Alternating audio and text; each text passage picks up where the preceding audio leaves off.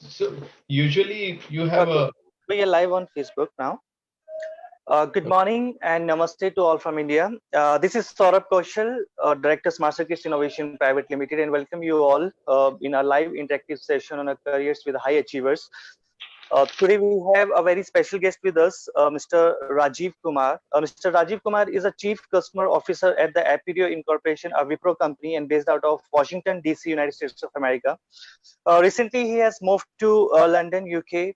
Prior to his current role, he was Global Head Campus Hiring, Wipro Limited, responsible for hiring university graduates from countries across the world, including Australia, Brazil, India, Mexico, Romania, South Africa, Singapore, United States of America, United Kingdom. Mr. Rajiv is a founding member, a board of a trustee of Sinhalya, a non-profitable organization that has been helping women, children affected by HIV, AIDS, poverty, violence, and trafficking for 3 decades. He is also the mentor of a social enterprise, Maina Mahila Foundation, and advise startups in technology. He is the author of Defying Destinies, a non-fiction book and about human trafficking. He was awarded by the Indian Society for Technical Education (ISTE) for his contribution to the technical education in India. He is an MBA and MS from Boston University and alumni of the Scindia School, Fort Gwalior. So welcome, sir, on our live interactive session. And on the other hand, we have Mr. Mitul Dikshit, who is the chairman of Dikshant Group of Schools, as well as the alumni of the India School Fort Gwalior. Welcome, Mr. Mitul Dikshit, sir, on this live interactive session, and he will also moderate the session along with me. So I request Mr. Mitul, sir, to please, start with the session. Thank you, Saurabh, and good morning, Rajiv. Thank you for joining us, and what a privilege it is to have you. And first, my apologies. I didn't realize the London time, and it's pretty early. And thank you for waking up early and joining the session. And no, I think it's absolutely fine. And thank you for having me. I think getting up at 6:30 is not a problem. We have been taught that in Scindia school. So our usual time to get up was 5:45. So this is still better. So no problem. So, he's also, let me tell you that he's also a very special guest because he was an absolute hero for all of us growing up at Scindia, a senior of mine. And for all those students who've joined, we were even taught by Rajiv how to clap in an assembly. And also, I have memories of my childhood, when probably grade 7th and 8th, I passed my maths exam. It was only because of him, because he would personally, take out time during the examinations to teach me mathematics. So these are some of the memories, very fond memories. And I would like to start, Rajiv, about your growing years at Scindia and how it shaped your life, and starting from the early memories of the school. Okay. Thank you, Mithil. Thank you very much. And for everyone's knowledge, actually, Mithil's father was one of my mentors. He taught me a lot. I think every time I stood first in English or Hindi debate, it was because his father, late Mr. Dikshit, who helped me write the speech, or he helped me write the debate. And plus, I was very close to his mother. She was just a very loving lady. So my memories go in that, and I get a little nostalgic when I think about them. Madam was really nice. That is Mithul's mother. She always was like mother to us, to everyone in the house. And whenever we felt hungry or anything, we went to her and we ate. So a lot of great memories. Well, as far as Scindia School is concerned, obviously, Scindians are very passionate about their school. So I'm not the only one who will talk with these emotions about the school. I started very early in Scindia School. I started at the age of 9, which is in 81, 82. I think that was the time. And I started in fourth grade. So very early years. And I came from a very small city in Bihar, from a very small place. And for me, it was a complete transformation of my life at Sindhya School. I lived there for 9 years. I think I tried to learn everything that I could. I had tremendous interest in sports, debates, dramas, and studies also. I did well, reasonably well. So I think the objective of going into these schools is that you pick up everything, right? You just don't be siloed on one particular aspect of learning.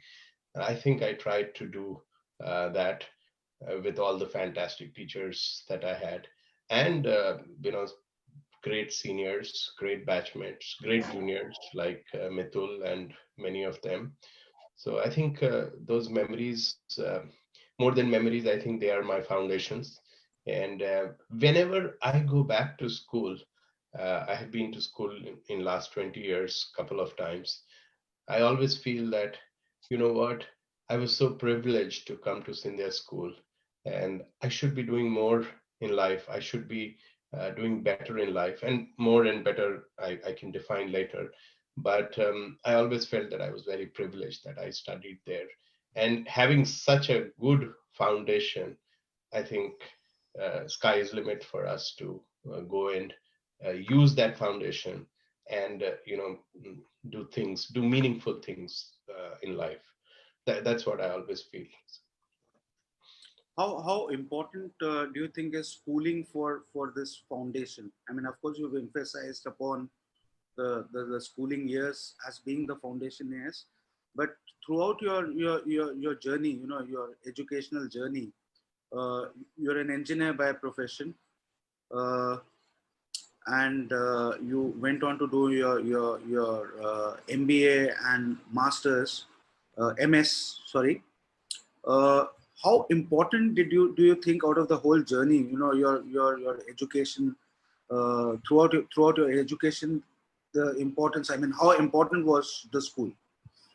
You know, I think you can take a school education at different levels of grooming and teaching that a school does. So obviously, school is a place where you learn all your subjects, right? It ranges from English to maths to sciences, right? But in addition to that, school is a formative year where some of your character gets developed, some of your values get developed, some of your habits gets developed. So I think all these things which got developed, it helped me in my life later part. Some people learn early, some people learn later. Everyone learns it. So don't think that if somebody has not gone to Sindhya school, he has really missed something.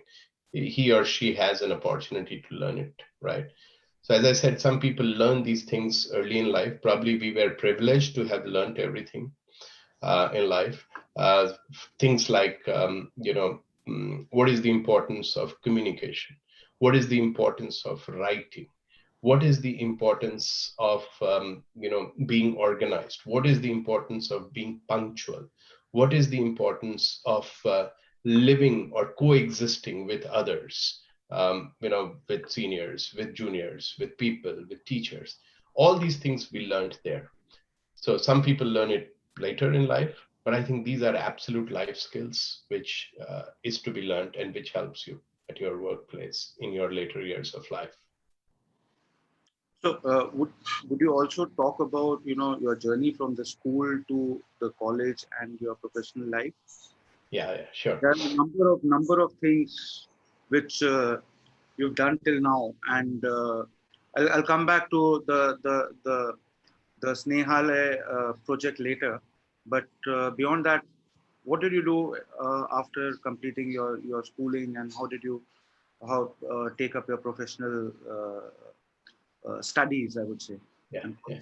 well. So I think, after Sindhya, I had a great inning at Sindhya school, right? I was the school prefect, and represented school in various sports, represented school in various forums of debates and dramas. And after that, I went to a small place called Ahmednagar, which is in Maharashtra, to do my engineering.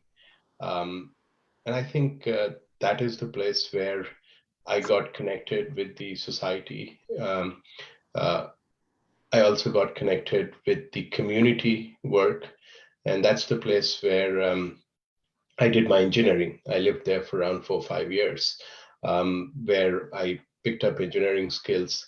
Now, when you go from a very, very organized boarding school life to an engineering college where there is no structure, you are left by yourself, you need to figure out how you want to learn and what you want to do.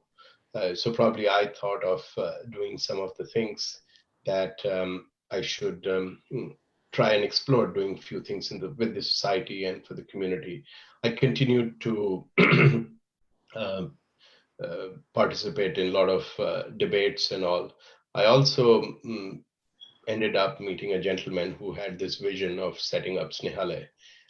His name is Girish Kulkarni, and he always had this vision, and we all got together and we started working for this organization, which was in a state of infancy that time. After my engineering, I moved to Pune, and there I was doing a program on cooperative management. And after that, I started working with a IT education firm that was Data Pro. We had a brief stint together, you and I. And then I worked with a technology consulting company called Midcon, where I was the youngest vice president. It was a joint venture between some of the financial institutions and the government of Maharashtra. And that was the time when I decided that probably we need to reset our life. And me and my wife, in fact, I met my wife in Ahmednagar. She eventually cleared her state civil services and she became a deputy collector. And I was the vice president at Midcon. And we decided that, you know what, we should reset our life. So I took my GMAT, and after having worked for almost 6, 7 years, I took my GMAT and went for my higher studies at Boston University. That's where was another turning point in life. And after Boston University, I joined Wipro.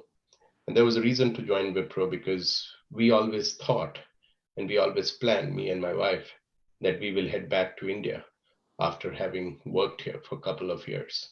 And we thought that it would be a great place because Wipro is a global company. It can help me to go back to India and I will not be away from the roots. So I remember in the business school, I had options to join a few local companies, but I took Wipro. Wipro has been a great journey, just completed 15 years at Wipro, did different roles. I started in a sales role, in business development role, and I did that for 8 years, and I really enjoyed it. And after that, we moved back to India because we have a daughter, me and my wife. We moved back to India. My wife joined back her services. She was on a sabbatical, and I took a new role when I became the head of campus hiring. I took that role because, again, I thought there was impact in that role. I used to hire around 12, 13,000 college graduates, did a lot of wonderful stuff with college, with universities across India and some of the universities abroad. In 3 years, I hired around 40,000 college grads for Wipro. It was just an amazing journey. And then Wipro acquired a company called Appirio. I moved back to Washington, D.C. to be part of this company called Appirio. That's what I've been doing. I'm now thinking that, again, time to reset. In parallel, my wife, she went to do her master in fine arts. She had a passion for painting and drawing. She never got a chance to do that in India. So she did that in the US. So now she's back in civil services, and I'm hoping to do something different in the coming years. Snehalay continues. In the last 30 years, it has become a very large organization. My role has changed over a period of time. But in addition to that, then I started incubating these new enterprises, social enterprises that come up, because the mistakes that we did, we don't want these new NGOs and new social enterprises to do that. So one of them is Maina Mahila Foundation. I'm the mentor for that organization. It's a beautiful organization started by a very young girl, very inspirational for young college and school children. Her name is Suhani Jalota. She is Asia's 30 under 30, and they manufacture sanitary pads in Guvandi. Uh, so in addition to that, there are two startups that I'm mentoring. So whatever time I get, I try to spend with these social and technical enterprises, technical technology, I would say, largely who are trying to make their mark out there, and the work. So I think that has been my brief journey for the last 30 years after Sindhya School, Mithul. I hope I didn't take a lot of time. You know what? Talking about your journey, what I realize is that a lot of school children aspire to get into the IITs and the top engineering colleges, and what they forget is that's it's just the means to an end. And I think the whole thought process behind your, I mean, whatever you've done, you've enjoyed everything thoroughly, whether it was your time at the engineering college, your engineering college at Ahmednagar, where you were completely involved in social work and setting up this, becoming a part of this NGO, which still remains a part of an important part of your whole life. So, Yeah.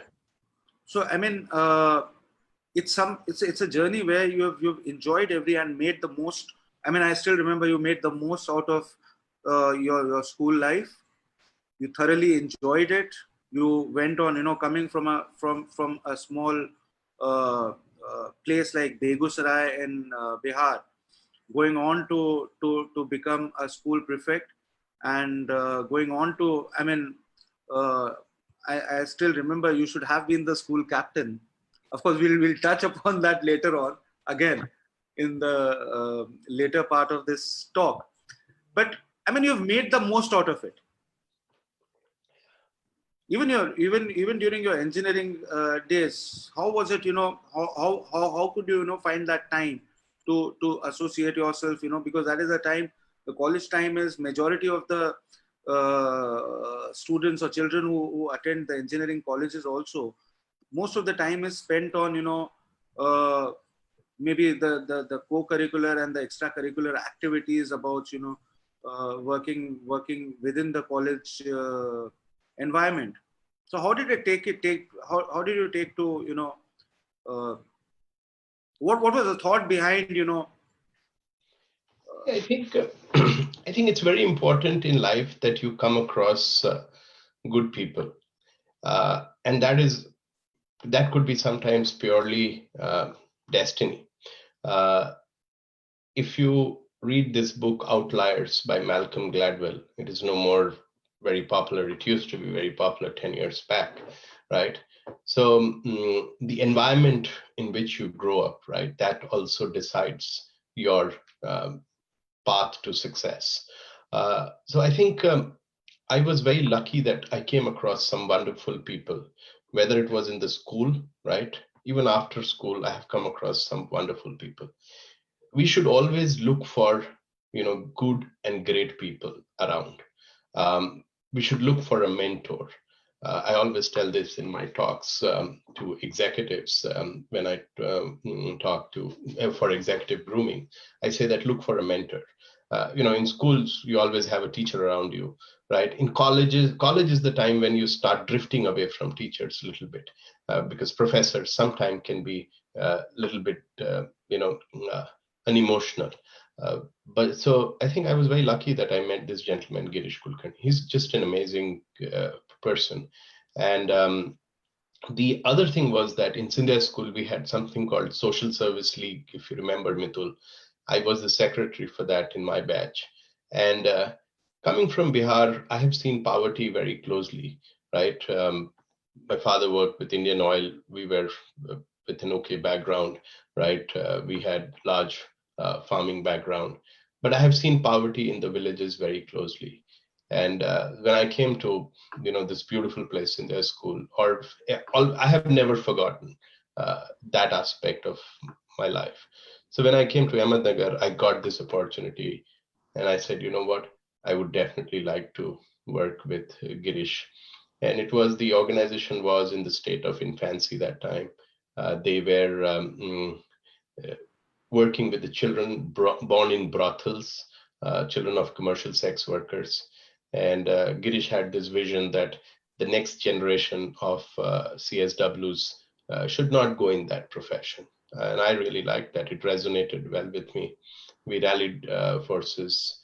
And I think that was a purpose, that was a great purpose in life, which we got.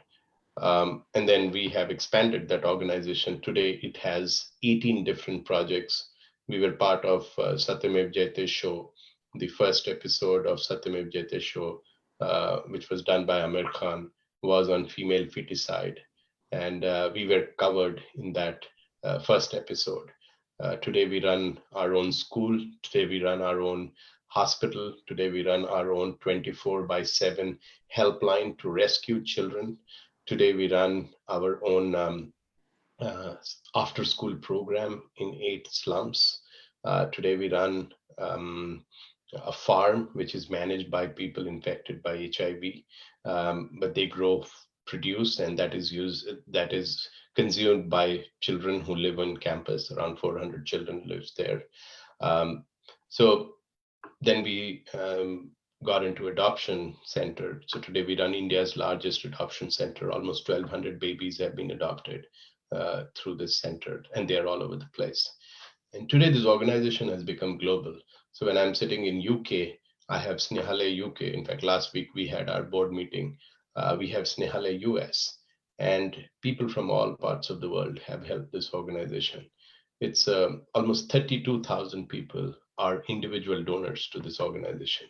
We impact lives of around 35,000 to 40,000 people in a year. We had some great work that we did during COVID period in terms of distributing grocery for migrant laborers and all that stuff. So our canvas has kept on increasing, and our objective remains the same, that how can we give back? And because there is a very large community of people who needs help. Don't forget that India is almost fourth or fifth largest GDP in the world. And that's great because we have already taken over UK and France. Very soon we will take over Germany and Japan, probably, right? So we may end up being the third largest economy of the world. But the moment you divide it per capita GDP, our per capita GDP is only $2,000, which is, to give you a comparison, per capita GDP in the city of New York is $90,000, and per capita GDP of India is $2,000. Per capita GDP of Ghana is $2,800, which is more than. So whenever you divide it by per person, anything, today per capita hospital beds in India is one of the lowest. Why we are struggling? Because we don't have the capacity to take care. Our healthcare system is so much under pressure. So coming back, I think that is one passion which has helped me to stay grounded and stay in touch with the people where we all belong to. Does it also have to do something with your leadership qualities? Because, I mean, uh, you've been a very, very, a natural leader. Whether it was at school, you had your following. Everywhere you've had that following, which has been continuing.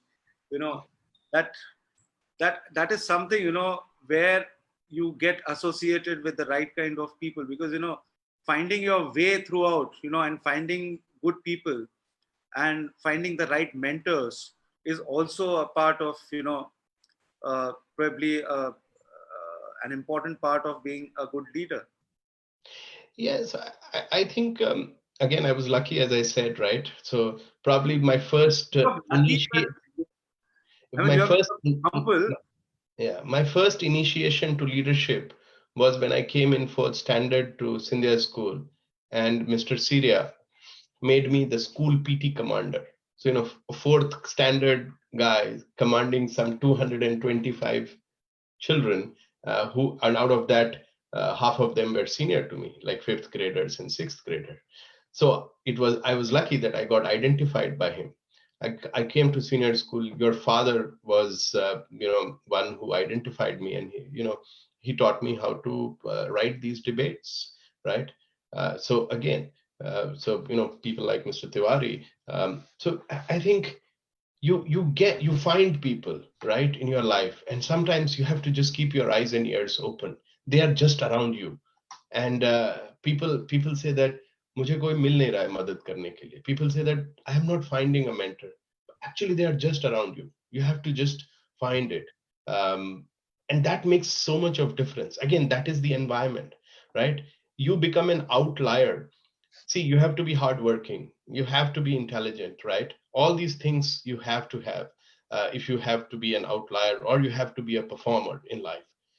But what Gladwell talks about in this book, Outliers, is that you need to have certain environmental advantages, right, that you get. And there are numerous examples he talks about in his book. So for me, I think it was just these great people that I came across who helped me shape. So how do you get people to like you?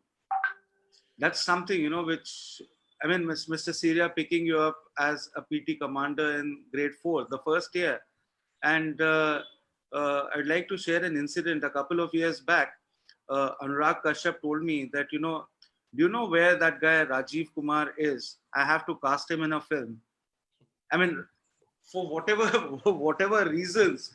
And I was asking him what in Rajeev Kumar to cast him in his film. नहीं नहीं यार उसको एक film में मेरे को लेना है. So I don't know how do you create that kind of a liking for yourself? Is there something? I mean, that's I don't know what you understand what I'm trying to ask you. Yeah, I understand, right? So again, when it comes about these chances and these opportunities, if you remember, from 8th standard to 12th standard, I was the announcer for Scindia School Founders Day. Prior to me, the MC for the Founders Day used to be the next year's head boy, right? And it was in 8th standard that I just was around the mic and I just started speaking. And then the principal of the school, Dr. Singh, heard me. It was rehearsals going on, and Dr. Singh heard me and he said, "Who is this boy who is on the mic?" And Partho Sanyal says that, well, he's somebody from Madhav House. I'll find out who is. No, I think he's doing a good job. I think we should keep him, right? So it's just being a little fearless and being in the front, right? And you get noticed, and there's somebody who notices you, and then you have to live through it. I think the question of liking, yes, I was very lucky. I had a lot of friends. I had a lot of friends who were my seniors. I had a lot of friends who were my juniors, and even today there are hundreds of Scindia School friends who are with me. And then even the same thing happened in college, and even the same thing happens at workplace. I think one thing that has always helped me is I have a very good memory, and people like being remembered about them, about their lives, right? So there's a saying that um, a communicator is one who talks to you about you. A bore is one who talks to you about himself, and a gossiper is one who talks to you about someone else, right? So if you want to be the first one, you need to talk to a person about him, and if you want to do that, you really need to have a good memory about that person, right? So I think that always helped me to be which helped me to come close to people.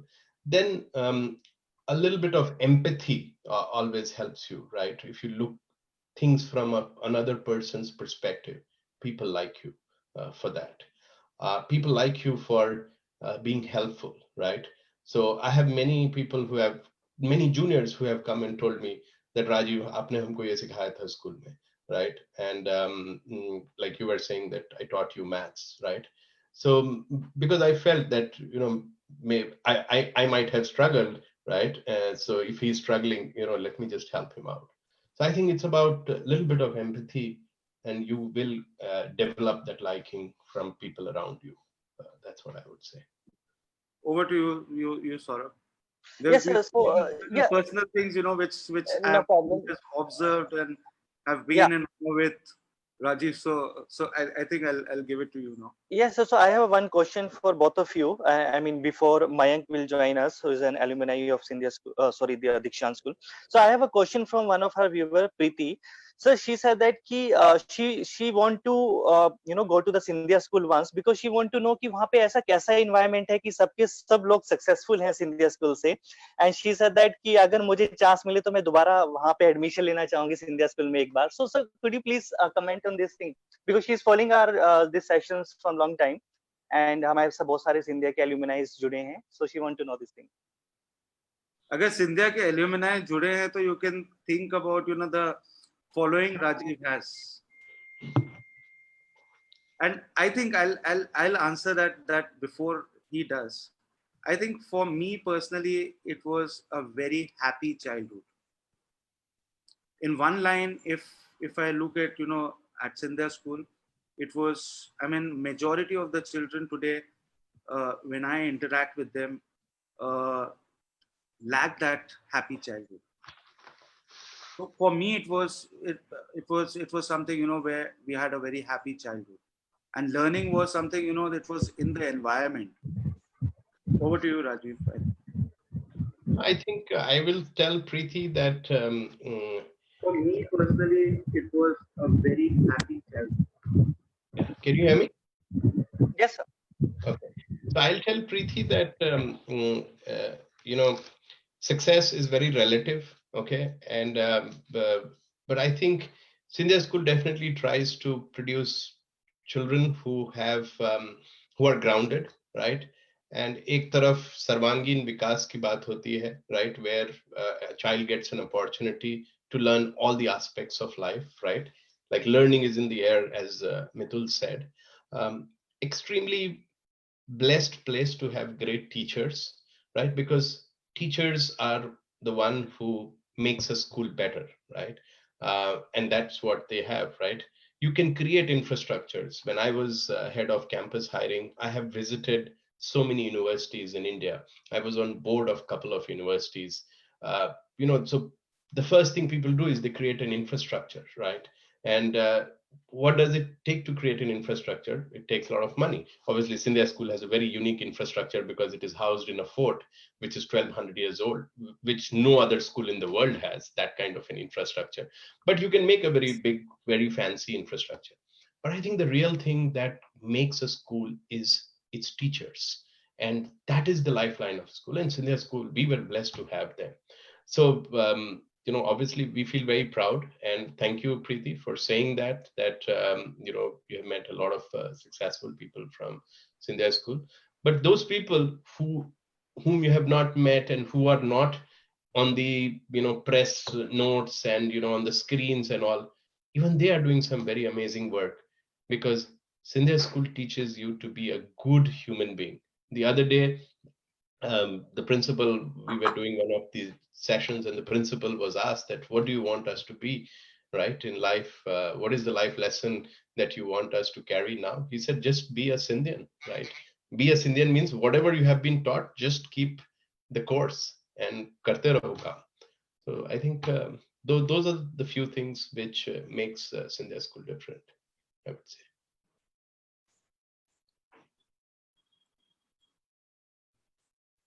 Saurabh, did we lose you? I think. Saurabh? Yeah. Yeah, So sorry. we have Mr. Mayank with us. He is a computer science engineer and he's an alumni of Dikshant International School, Panchkula, and he is currently in Amazon. So Mayank, please go ahead and you can ask your question from Rajiv sir. Thanks a lot, Saurabh sir, for giving me this one-on-one opportunity with Mr. Rajiv sir. Hi, Mitul sir. It feels great seeing you after quite a long time. Hello, Rajiv sir. Hi, Mank. That was indeed a great journey of yours, which you shared, right from the beginning of Scindia School to achieving something like being a vice president at Midcoin at such a young age, to doing something which creates impact, right? And it's still exploring the journey. That is a great inspiration. I'm going away. I'm surely going away with a lot of learnings there. Coming over to my question. So my question revolves basically around your experience as campus head for Wipro. So I basically wanted to know about the what are your views on the future of hiring model of particularly for software engineers in a country like India? What I mean is when we have great leaders like Elon Musk, tech giants like Panch, who are coming up with a new model, who are not prioritizing skills over college degree and college ranking. So, do you think this is something we can see in India for service companies as well, 5 years down the line, or maybe 10 years down the line?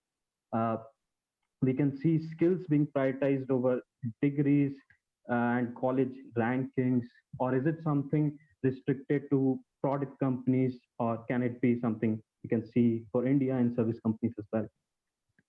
Okay, wow. Congratulations, Mank, for working with Amazon. I'm sure you're one of the successful products of Dikshant School. So congratulations to Mithul also. Mithul, I was not aware that your students are already out in the market doing working. I was thinking that they must be just graduating 12th, a few years back. So good to know that people are already in the industry. And Thanks a lot. so, Mank, you have asked numerous questions, right? If I segment this into three sections, right?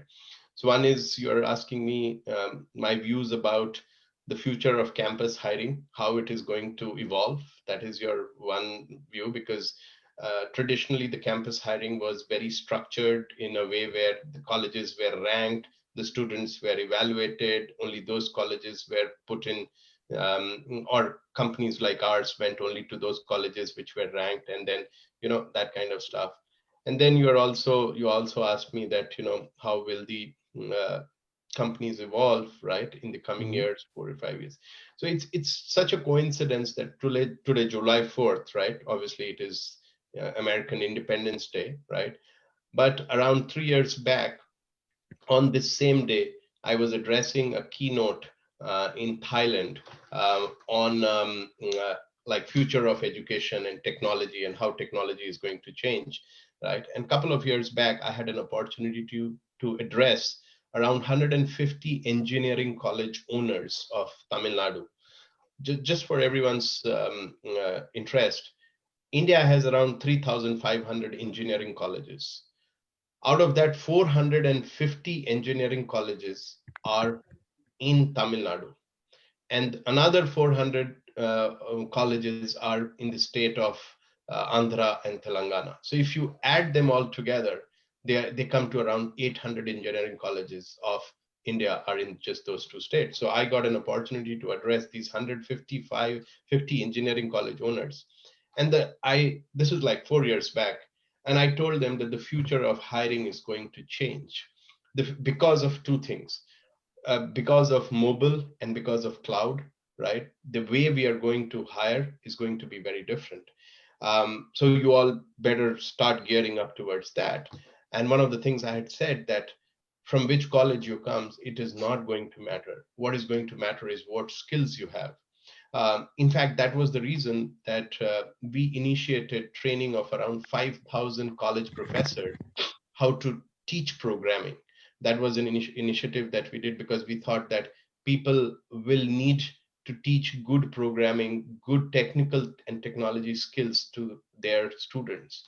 Uh, and today, so the way the hiring is emerging is that today you have a hacker rank, right? And you put your rank and you say that, hey, this is my rank, right? It doesn't matter from which college you are coming, right? After some time, it will not matter which degree you have, right? Mhm. Then the second thing is that the way the industry is evolving, if you look at, a lot of things can be done through automation, a lot of things can be done through AI, a lot of low end jobs are going away, right? So where the services industry was playing, right, those jobs are going away. But companies like ours have been playing in a very broad spectrum of areas. So now we are focusing more on future skills, right, which is around cloud, right? Like my company, we do Salesforce implementation, which is a cloud, which is now actually more than just Salesforce. It has various other aspects which they have acquired. So what we need to look at first is that we can hire from anywhere. So I was telling them that your competition is not from that particular state or that particular college. Your competition is from a college in China and a college in Vietnam and a college in Manila, right? So the competition has become global. So that was one. The second is that I also told them that it is what skills people are going to get evaluated upon, right? So, the earlier we used to do an aptitude test, and we used to say that, probably a person needs to have problem solving skills, a person needs to have analytical skills, a person needs to have some mathematical skills, and, so on and so forth. Just yeah, yeah. But today we are in such an interesting time that students, we actually really do not know what will be the skills that will be required 10 years from now. This is the first time in the world where human civilization doesn't know what to teach their children, which will get them jobs 10 years later. Because the jobs which exist today will not exist 10 years from now. A large number of them, 60% of jobs will not exist, right? With automation, with things like, self-driven cars that you're talking about. So what do we teach? What will be the skills that students will be evaluated in campus hiring, right? Which will get them jobs, which will prepare them as employees of an Amazon or of Wipro or of Microsoft in the coming years. So I think those are the questions that I always try to think what the answer should be. But the model of campus hiring will change, and it has already changed. Last year, Wipro went and did a national talent search. Now, national talent search had got nothing to do with which college you come from, right? All it mattered is that what was your skills, right? And this will further get evolved. One of the initiatives that I had taken when I was the head of hiring, I had gone to all these government engineering colleges of Northern India, which was being left out in some of these large placement drives, because probably in a small government college, there is nobody to respond and give data to the companies. When I say nobody, means there is no placement officer, and then there's nobody to represent those students. So I said, you know what, I will go to them, right, if they are not being able to come in this whole fold. So a lot of unique things we did, but the campus hiring is definitely at the cusp of great transformation, right? And you will see that anybody can give any test, self-proctored test, right? Like 10 years back, if we said that you can give your exam, your test sitting from home, people would have said, how is that possible, right? There will be cheating. I don't care about cheating. You can't cheat, right? There's a camera on. There are, AI programs there written which can tell that how many times you looked here and there, how much time did you kept for a question. So that self-proctoring is possible because of the technology.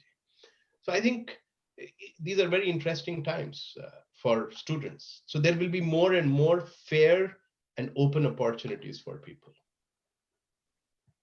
Does that answer your question?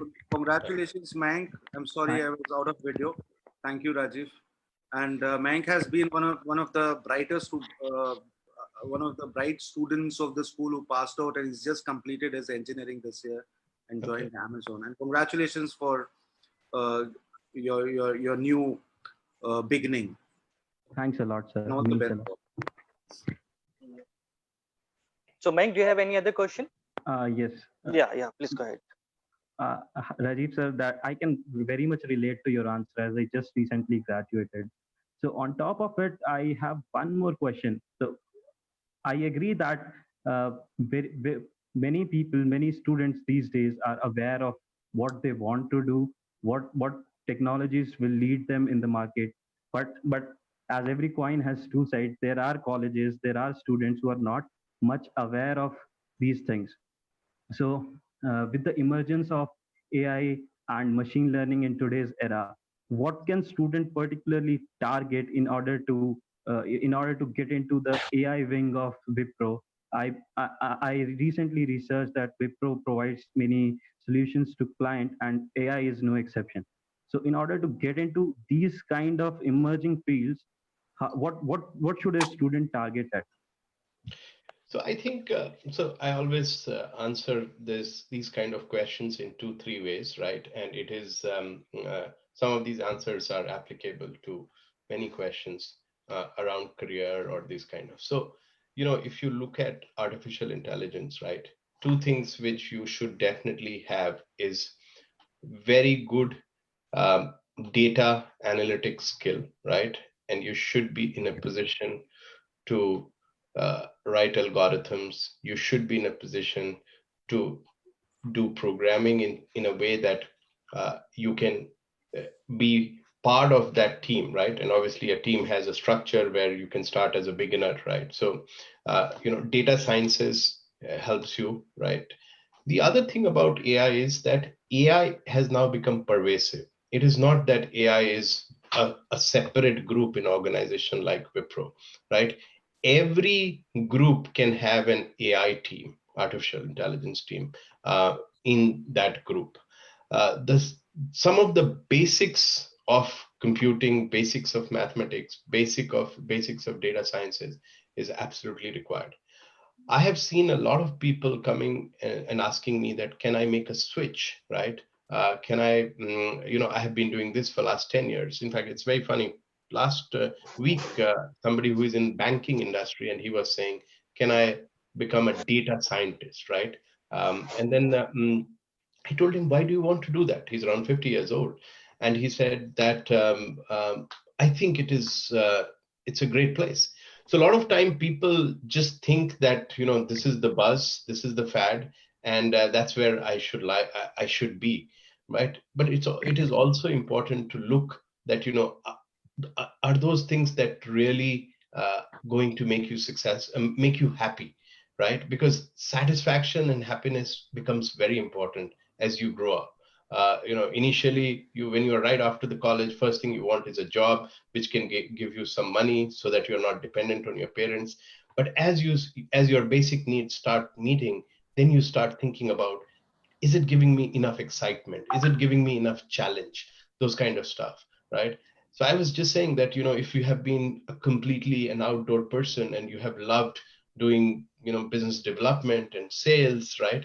Do you really want to go and become an AI person, right? So I think it is very important that you understand the opportunity well, you understand what the opportunity needs, and you understand that, is that something which is going to excite you? Is that something which is going to make you happy, right? This is for people who are in their mid careers, right? For people who are still in college, I think you guys are at the place where you're making your decisions about your career. And in this time, you can definitely pick up some of these courses. You can, today there are so many courses which is available online, which you can take up, and you can go and be in that space, whether it is data sciences, whether it is AI, right? These are definitely areas of future, right?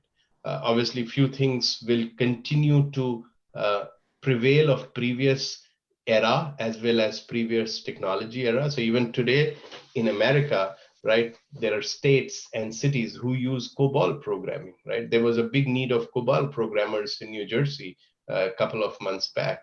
Mainframe continues to be relevant even today, which is like such an old technology. So there will be some of them, but I think the future lies in those areas for sure. Indeed, that's true. Thanks, Rajiv, for your time.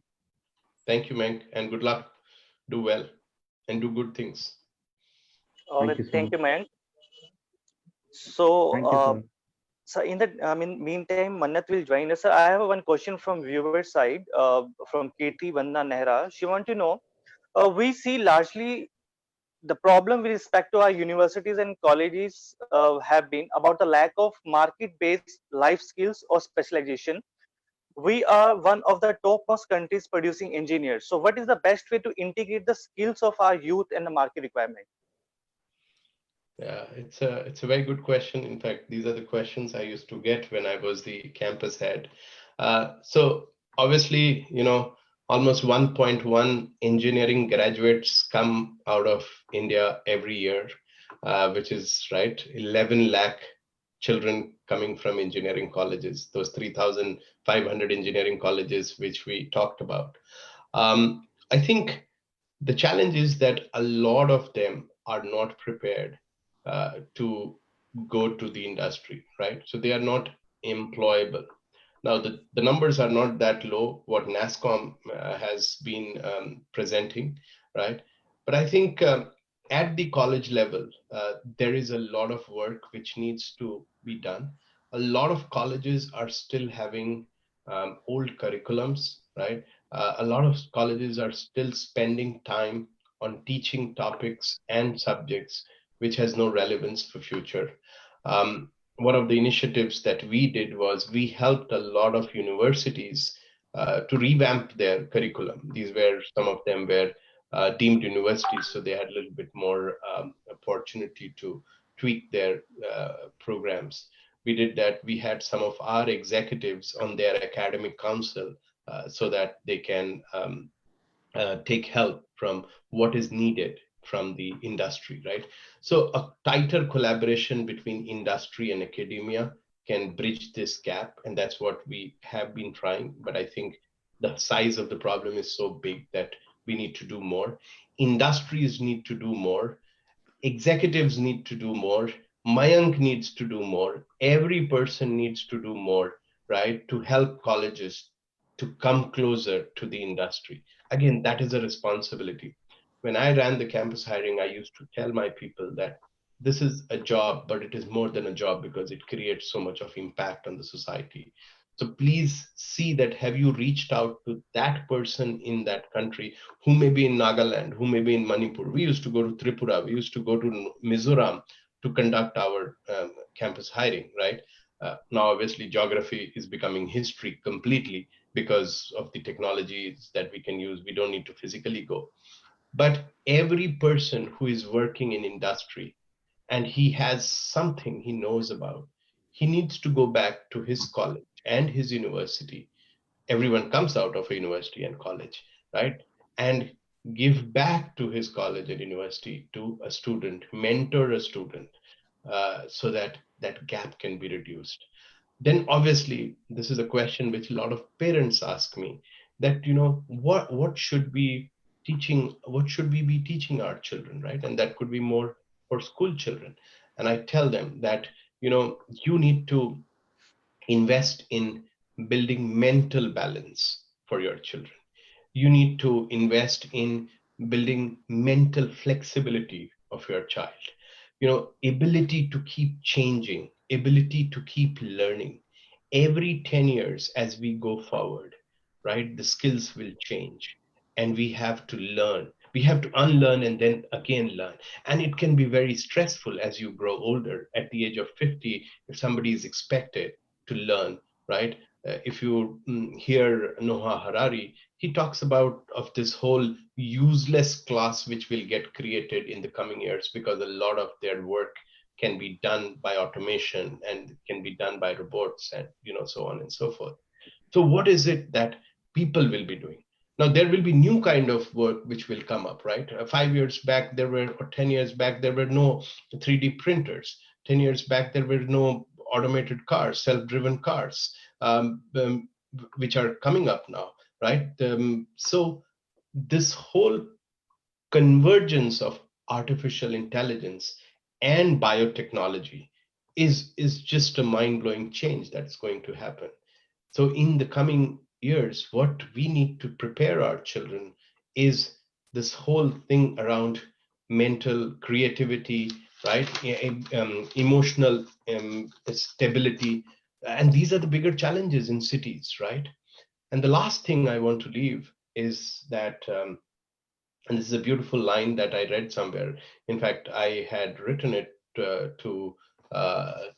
let me see where have I thought that I will share it with you. Yes. So this was by Plato, right? Thousands of years back, said in Greece that I would teach children classic physics and philosophy, but most importantly, music, for the patterns and all the arts are the key to learning.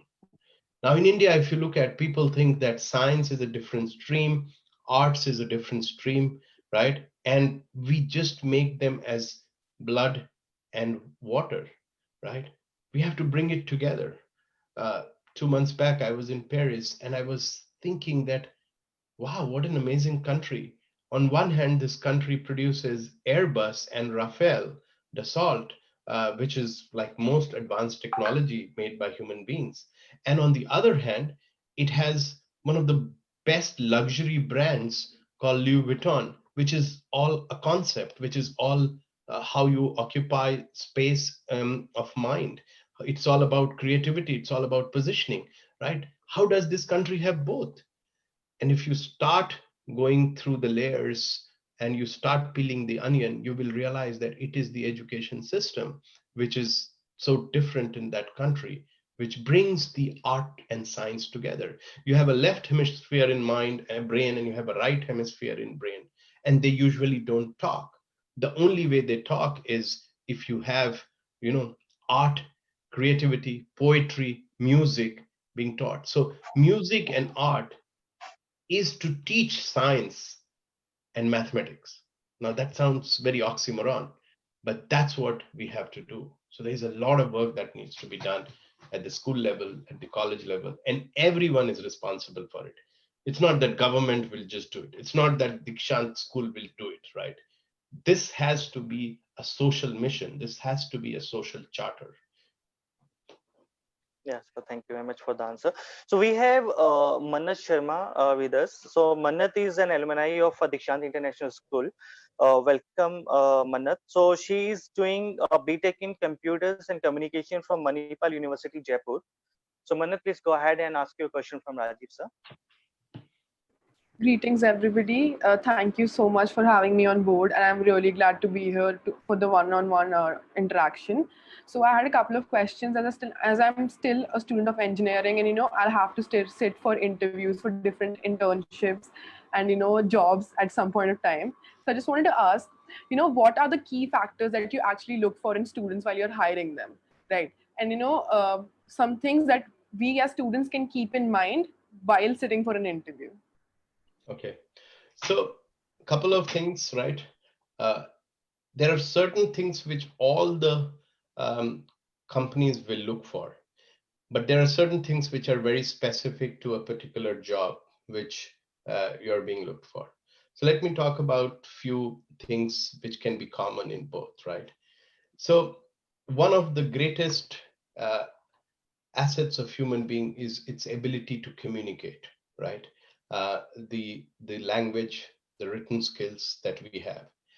I always tell that please develop it, and it doesn't get developed in 3 months or 6 months, right? You have to really work on it to be able to communicate well. And again, you don't need to be like a super star, right? That you can write poetry or you can write plays or something like that.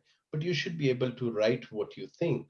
And so that level of communication is very important. Uh, Unfortunately, at a lot of places, I didn't even find that in place. And that all the jobs will require. Now, for our jobs, right, one big thing is that how do you work in a group, right? Because we build large project teams, we build large programs, and these project teams and programs are of employees from different parts of the world. It's a very diverse team it could be.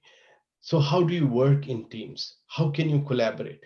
Do you have those skills or not? The third thing is that we all know that you are not prepared for your job right now. But are you ready to learn? What is your readiness to learn? What is your learnability? What is your willingness to learn? You will say, sir, I will learn everything if you give me a job, right? There is no student who will say that, I'm not going to learn. But there are ways to find that out. When you are asked certain questions, those answers contradict if you are not a flexible and a fast learner. So I think, and as I said, that we have to keep learning. And when we hire an engineering graduate from a college, right, we know that we are going to put them through our training program, right? Because we know that, we have our own 3 months of training program or 6 months of training program, right? So, but the basic skills are, do you have critical thinking? Can you analyze problems in different ways, right? If we are taking you in management cadre, what is your decision making process? How do you make decisions? How do you pick up options? How do you pick up your choices, right? So that is more for management side. More for the software development, right, programming side. uh, those are the things that I talked about. But above all, one thing which will always help you, if you come across a person who has empathy, and if you come across a person who is willing to work in a team. Unfortunately, if you look at in your school, right, you do not have team projects. Very few schools have team projects. I have been asking a lot of school principals that, please um, develop this habit of working in teams. All your tests, all your exams are individual tests and individual exams. When I went to business school in Boston, right, I think 30% of my grades came from teamwork and team assignments, right? So, and how people work in a team, you will see if you observe teams, and there used to be our professors who used to observe team. And, we could easily see which is a very high performing team, which is a dysfunctional team.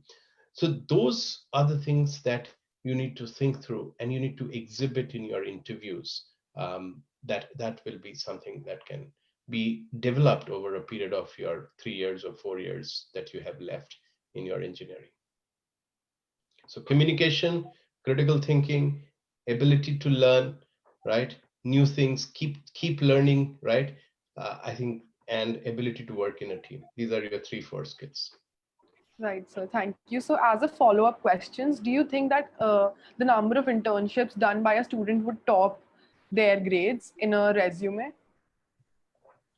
See, I think um, it is not about number of internships. It is about the type of internship, right? There are a lot of people who come with internships, right? When you dig deeper, you come to know that the guy was actually photocopying all those 2 months, right, and helping people and eating in the cafeteria, right? So I think it's not so much about number; it's about quality of work, and it is also about how you are being able to relate to whatever you are learning, right? If you have learned some concepts of Java, right, and if your internship has given you an ability to work on developing a program, right, were you able to connect those dots? And that you should be able to bring out in your interview. That's very important. A lot of time people write in their resume, but they're not able to express it. What they did really, what did they really learn? How did it change? How did it impact them? Those are the things that you need to bring out and capture. So, as you mentioned earlier, that how AI is going to absolutely take over in a couple of decades, right? And how a lot of jobs will be lost. But at the same time, do you not think that a lot of jobs would also be created, because for the same job, a lot of for AI basically, a lot of people are also needed at front end and back end at the same time, right? So, do you think this will somehow equate? Absolutely. I think this always happens, right? When banks were being computerized, people thought that, oh my God, what's going to happen, right? All the clerks and all the people working in banks will lose their job because computer is going to do everything. But it was just that then you needed people who were computer trained to do their work, right? So the jobs get transferred, right? It doesn't die. It is so. For instance, today, if you look at, there is a demand for drone, repair people. There's a demand for drone management people, right? How can this did not exist? So there will be new jobs which will get created. The only thing is that the skills required for new jobs will change every 10 years. So you have to be ready to learn those new skills. And that's the point that I have been driving, is that are you learning how to learn new things every after 5 years, 10 years? And that this can be very stressful. And that is the reason that you need emotional stability. That is where you need mental flexibility, right? So those are the things which will prepare you to be able to keep learning even at the age of 50, 55, right? But yes, absolutely, to answer your question, new jobs will get created. Thank you so much, sir. Thank you for giving your time. So You're thank you, welcome. Manat, And good for luck. yeah.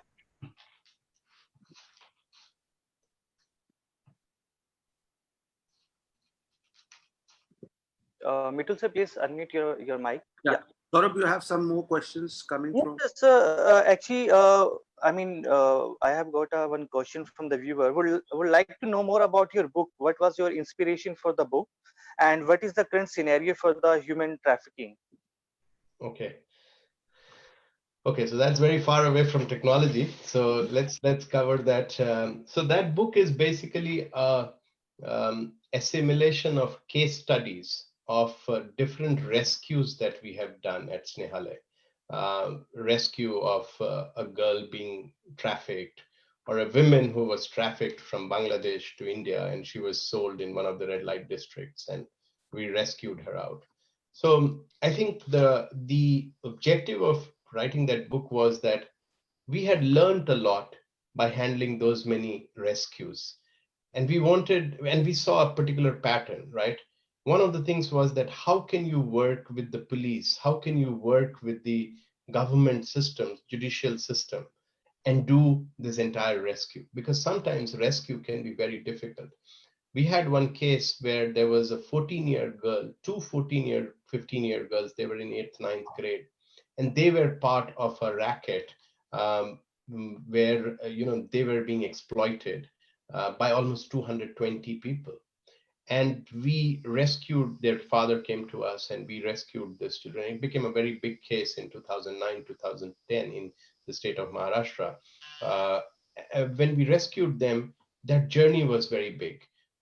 In fact, we learned at so many times that there were people in the police who helped us. There were people in the judiciary from whom we had not expected that they will not be fair, but they were unfair. So we got all kinds of surprises in that journey. So the objective was to put all that together so that people can learn from our experience. I think one thing which I have always thought, that if I have experienced something, can I dissipate it? Can I share it with people? Human trafficking in India is a big problem, not only in India, across the world. So the question is, what is the scenario? I'm answering that. So for everyone's knowledge, after weapons, this is the second largest unorganized business in the world, right? It is in billions of dollars. Trafficking happens for labor, trafficking happens for sex, trafficking happens for all kinds of exploitation. And you'll be surprised that trafficking is so omnipresent around us in the society. Whenever calamities happen, droughts, floods, hurricanes, the trafficking increases. We lose children. When families move from one place to another, these large, migration happens, trafficking takes place. Right now, as we speak, one of the things which is worrying us at Snehalaya is that the adoption process is on hold by the government, and we feel that because of that, there are children who are being sold in the market. A lot of babies are being sold. We had a classic example. There was a lady who came to us 2 months back, and she said that I would like to relinquish one of my twins because we can't feed her. We don't have money to feed her. And we kept on convincing her that you should not relinquish your child because they are twins. They both should grow together. We kept on convincing her. And she said, no, we can't afford. She will find a better home if she gets adopted by someone. So please take this baby. Finally, we relented and we said, okay, we will have the baby. So we were going to initiate the process. And 2 days later, she comes and says that, no, we don't want to give our baby. Now, intuitionally, we know that she might have decided to sell that baby to someone, because she was so strongly saying that I can't manage, and how has she just changed? And that is really bad, because we do not know where that baby will land. So yeah, it is very, very hard and very difficult, this whole trafficking area in the world, actually. Mitul sir.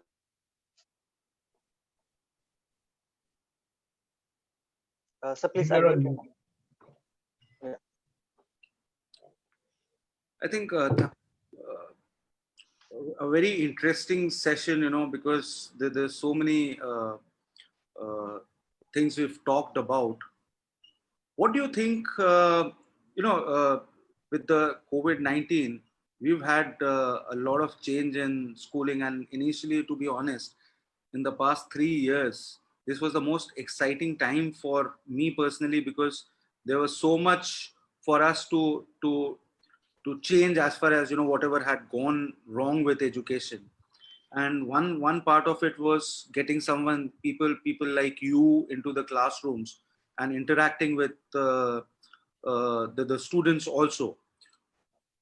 What do you think,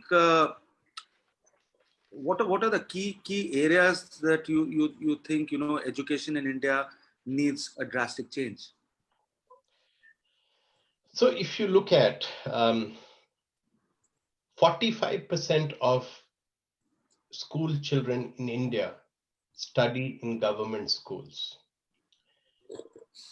whereas in America, 80% of children studies in government school. In Japan, 92% students study in government school. But even today, a big percentage of our children are studying in government schools.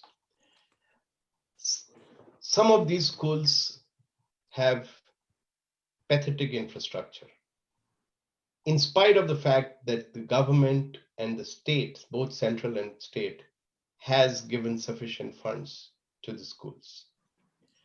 So that is one problem. And when I say infrastructure, it is infrastructure of teachers, physical infrastructure, everything.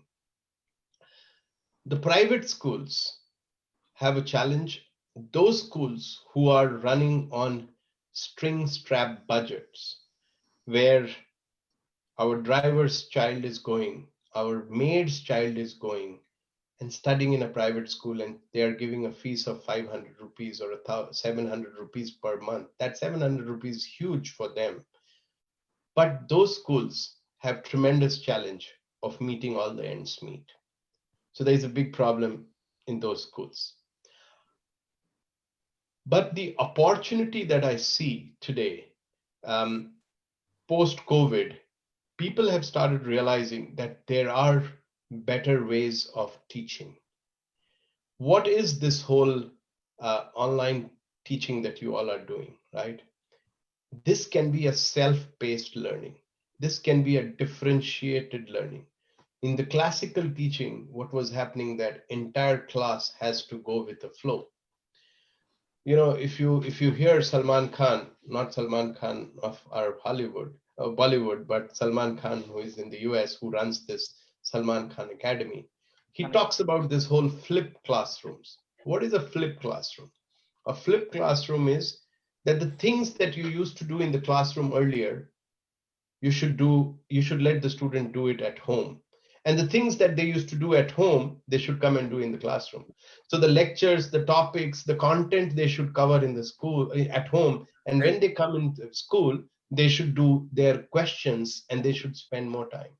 He talks about this whole student to human time of a teacher ratio, right? So what this online teaching, and again, it should not be just online, it has to be a blended education, right? Where you have some of the things which is online, which people can go and refer at their comfort, at their pace, right? And then they have their ability to interact with teachers and all. So I think these are some of the changes that's going to happen. But as I said, 45% of our children are um, again, in government schools.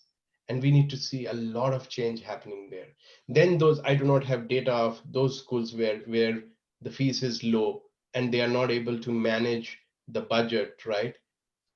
How will they manage all this change, right? And the last thing is that we really need to um, glorify this profession called teaching, right? I think teachers are great um, people, and we need to bring them back on the center stage. Uh, India had this tradition of guru and shishya relationship.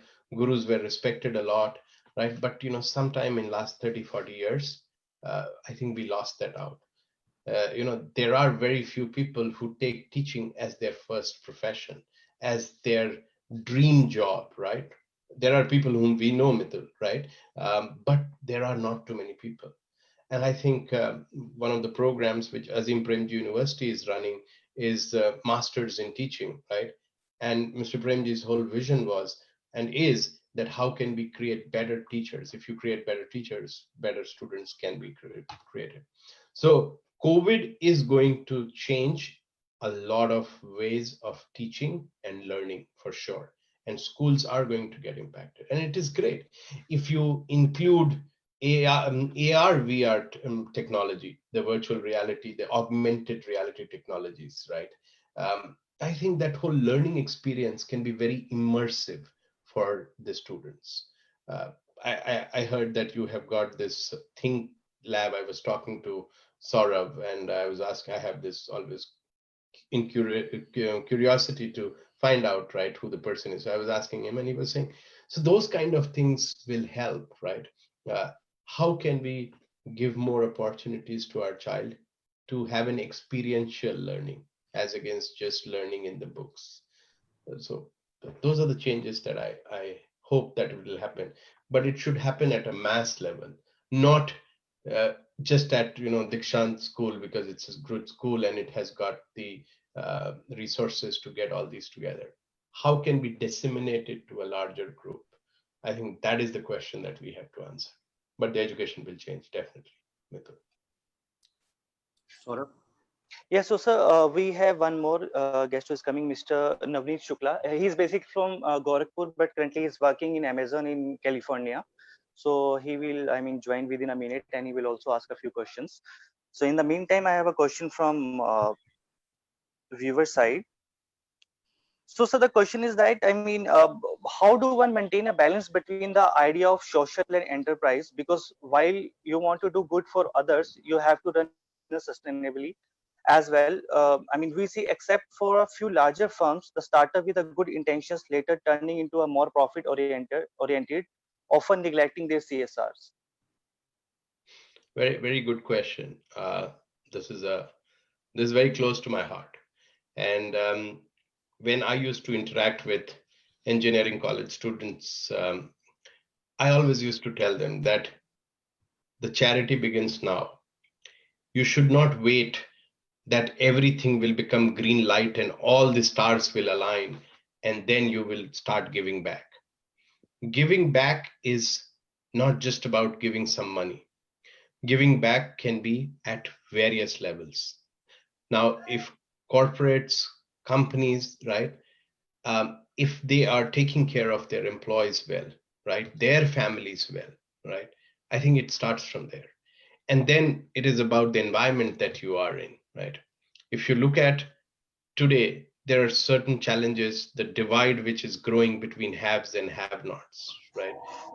The rich are becoming richer, right? America's wealth is 80% of wealth is in 5%, less than 5% people, right? Even lesser than that. So I think as individuals, we need to be conscious that we have to give back. What is an organization? An organization is a group of individuals. An organization is created by people. Now, there is a founder, there is a promoter, and there are employees, but they are all people. why should it be the responsibility of only the owner and the founder or the executive who has this responsibility of CSR? Everyone has to have this responsibility of CSR. I had some very interesting statistics. Um, in America, in the age group of below 30, 3% of their annual salary, people give it for charity. People give it for community work. And it increases, it goes up to 5% in the higher ages. In our country, it is very, very less.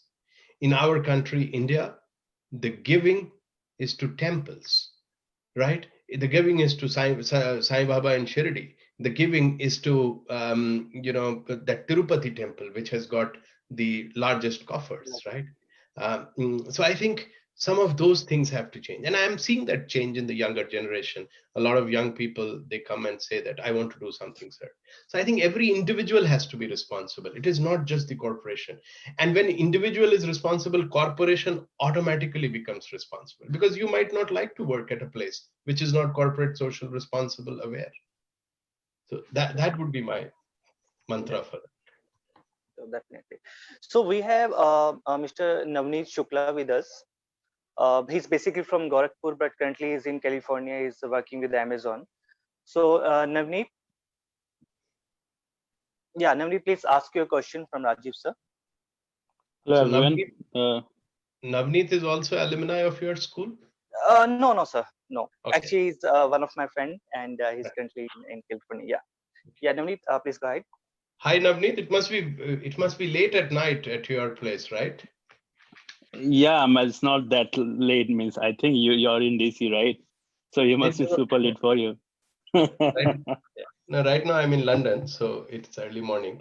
But yeah, Okay. please go ahead, Navneet.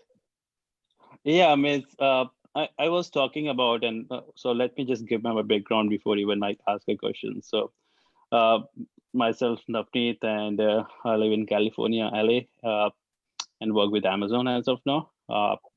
So my question to you, and I'm so sorry I joined a little late, so if you have already answered that question, so my apology in advance.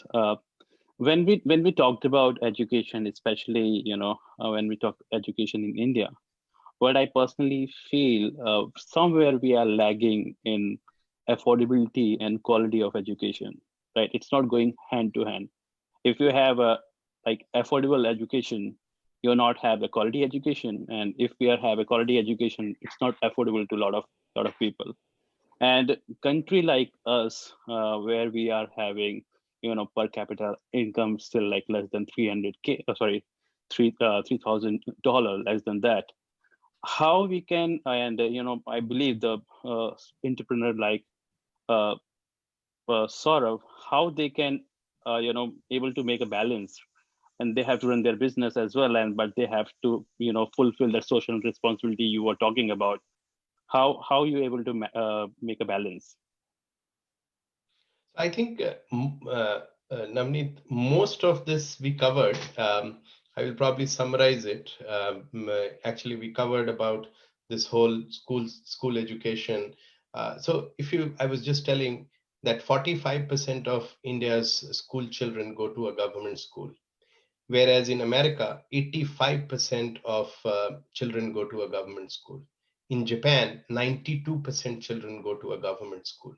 What it really means is that these government schools have that basic infrastructure to give the basic education. What it means is that school education is free in America. School education is free in Japan, right? And we are now left only with 45% children going to government schools. Government schools, even today, right, have a certain percentage of GDP which gets consumed there. But my child is not studying in a government school, right? But when my child was growing up in America, she was studying in a government school, right? So I think we have to strengthen that school back. Otherwise, right, we will always be in this situation that the rich will be able to afford those bigger and better schools. And a large percentage of India's population is not rich, and they will not get a good education.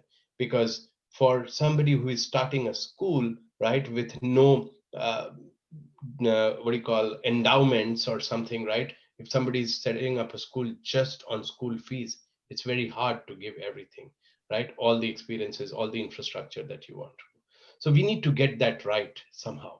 If we don't get that right, we will continue to have this challenge. We covered this whole CSR thing about that. It is, see, first of all, CSR doesn't mean that you have to take out a big portion of money and donate it to an organization, right? CSR can be done in different ways, right? When I interact with people and they ask me that, hey, how can we help Snehale, how can we help the other organizations that you are on the board, and I say that, you tell me what you are willing to give, right? Because time is equally important than money, right? While money, if somebody gives, right, it helps to buy certain goods and certain commodities for in an NGO.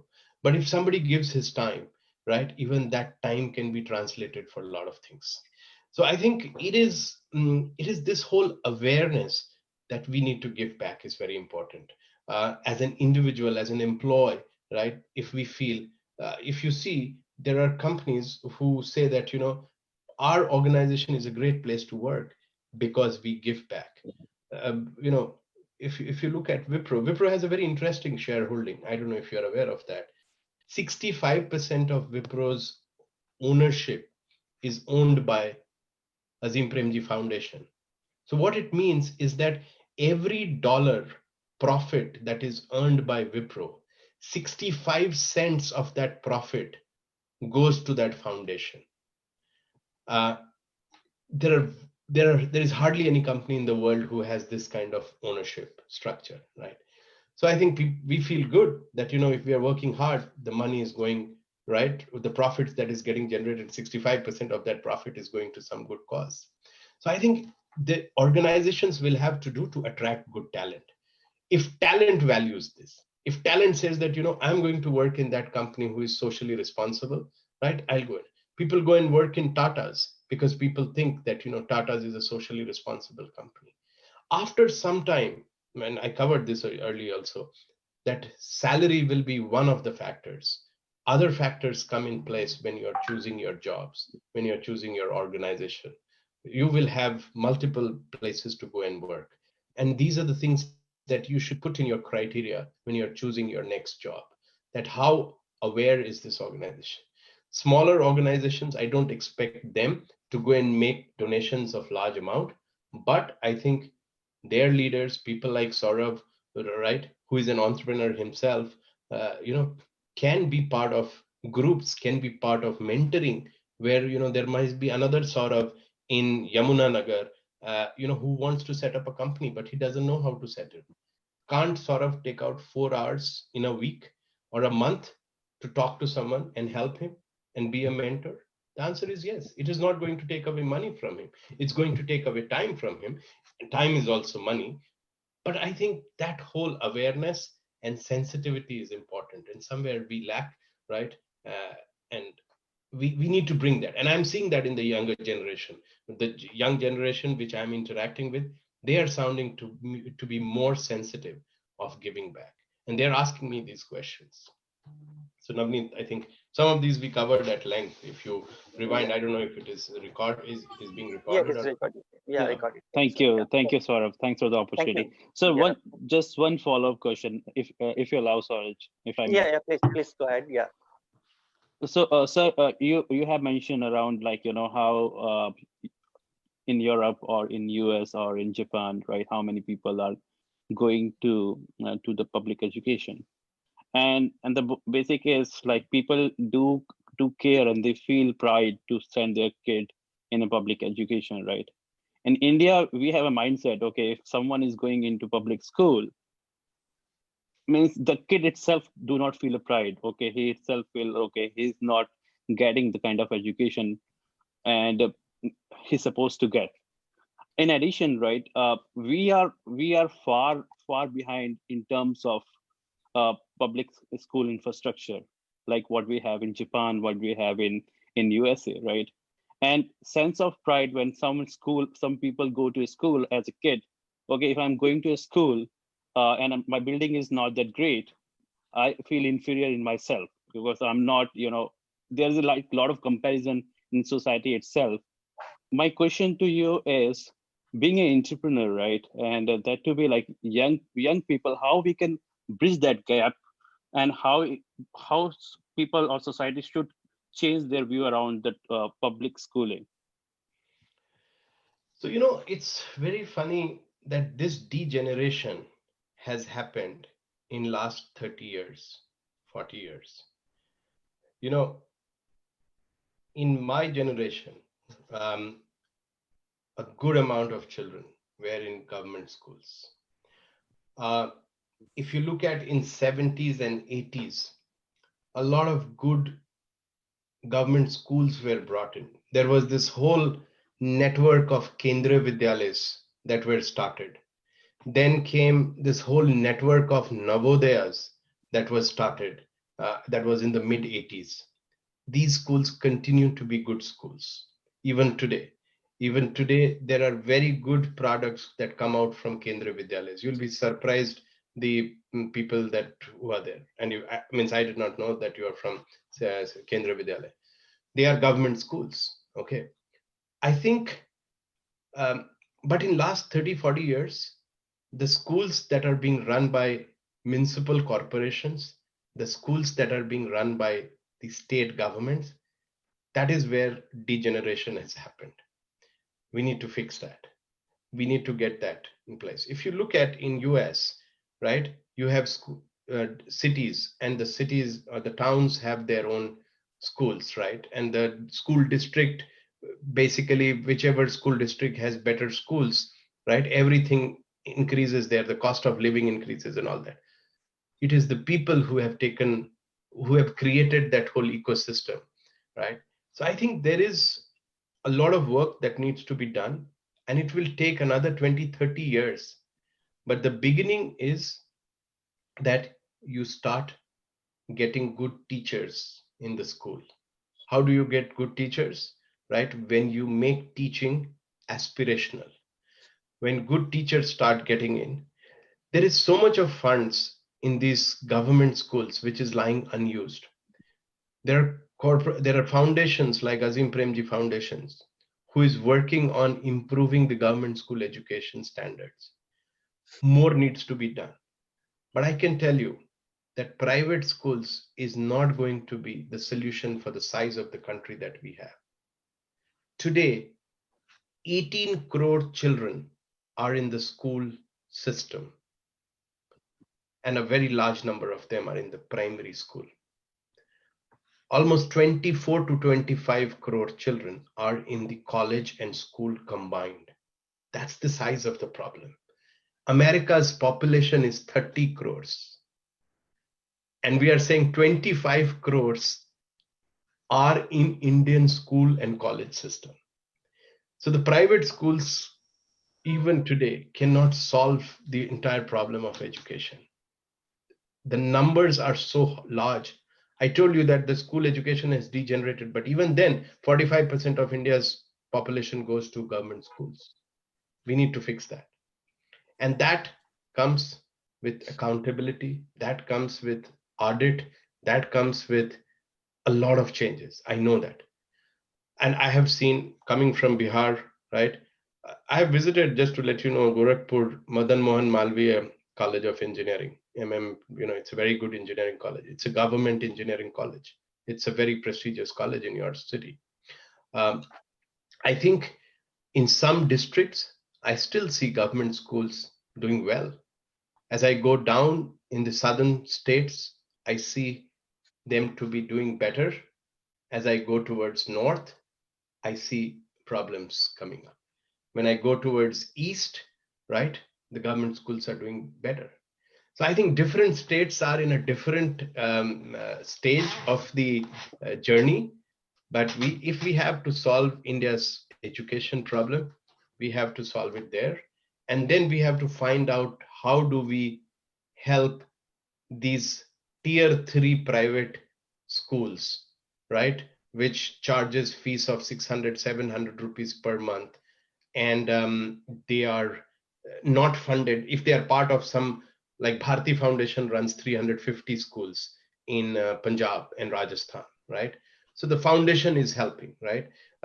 In Bangalore, there is something called Bal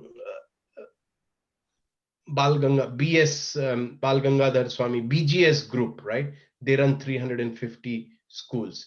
So these large foundations, actually that is a mutt which runs it, right? They have infrastructure, they have funds to do it, right?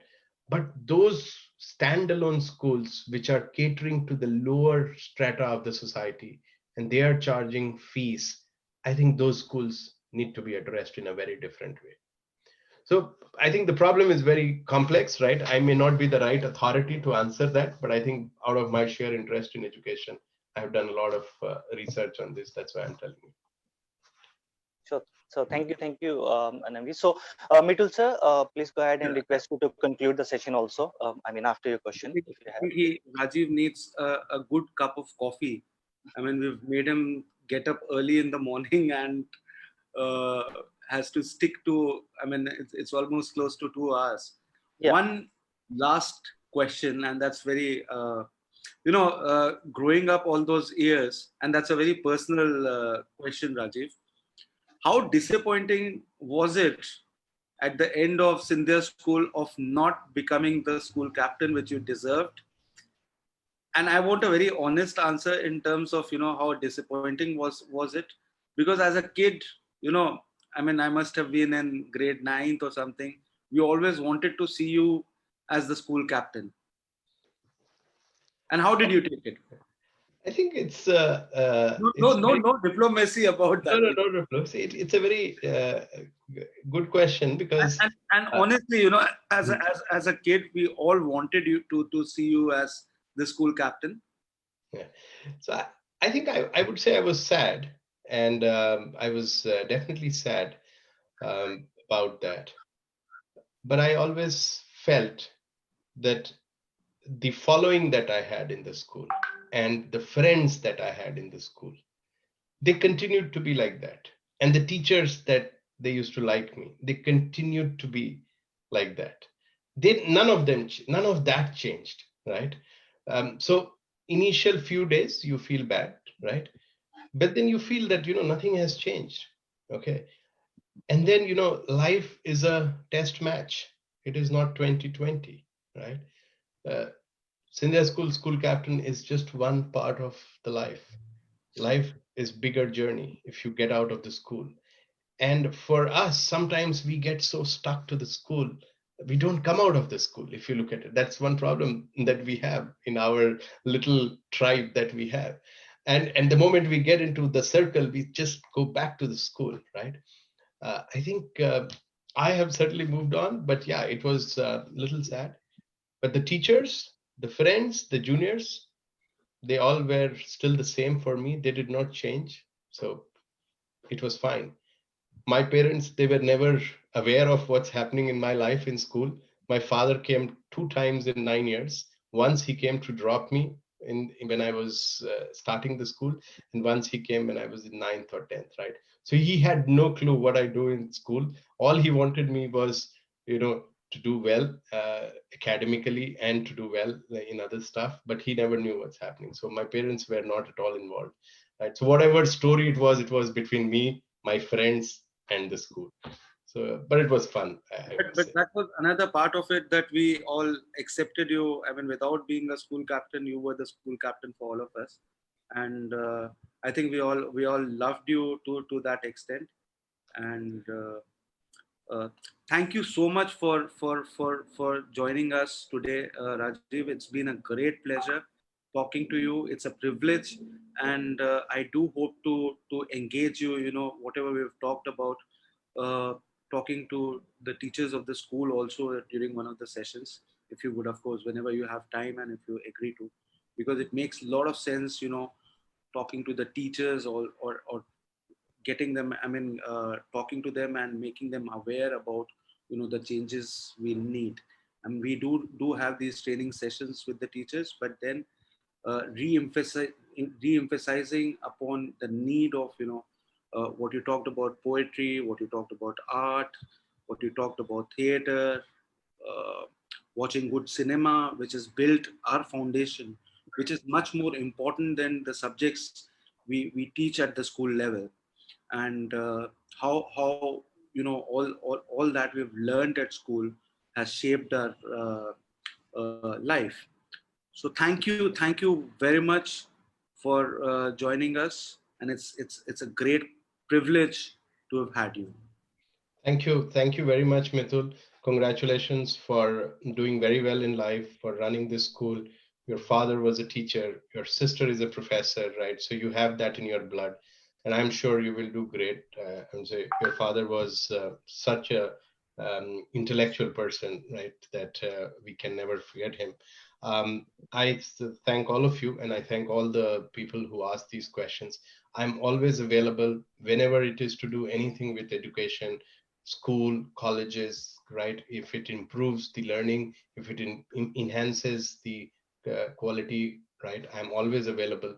So please let me know, Mithul. I'll be there. Whenever you want me, I'll be there. And another thing with what I wanted to share was, since Saurabh is there, we did the Think Lab, what we were talking about, we did during our 25th reunion at school, we did gift the Sindhya school with a Think Lab, which Saurabh runs over there. And the whole purpose and the idea about, behind it was to encourage entrepreneurship skills as well as innovation through this lab. So they're doing a great job with their Think Labs, with the whole purpose of children learning to innovate, thinking, enhancing their thinking skills. And I wanted to share with you. No, that's great, and that's great. And I've seen a lot of different things that your school is doing. I love your Chandigarh Literary Fest. I have followed that, though we have not been talking for last many years. We have not spoken, right? But I keep following all the good things that you do. So keep doing good things, and keep the parents engaged, because sometimes they get a little bit, unrest, that is my child focused, is my child getting what he should get, right? And I think it's very important to have this conversation with parents also, because I truly believe that this marriage of art and science is very important. These are not two different things. We are trying, one of the important challenges is creating that community, where, because in a day school it's important to engage, what you said, parents.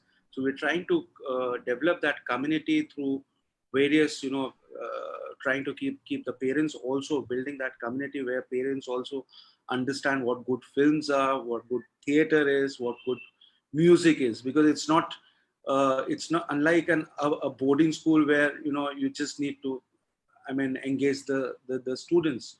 Because for anything to work in a day school, it's important for the parents and the teachers also to understand the relevance and importance of art, music, culture, and poetry.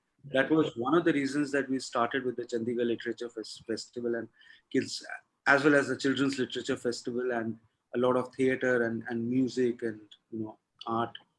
So anyways, thank you so much, Rajeev, and hope to see you soon after things improve. And whenever you are in India, let's meet. Sure. Thanks a lot. All right, Thanks. sir. Thank you very Thank much. you very much, sir. Thank you very much, Have sir. a nice weekend, guys. Thank you. Okay, thank you. Bye. Thank you.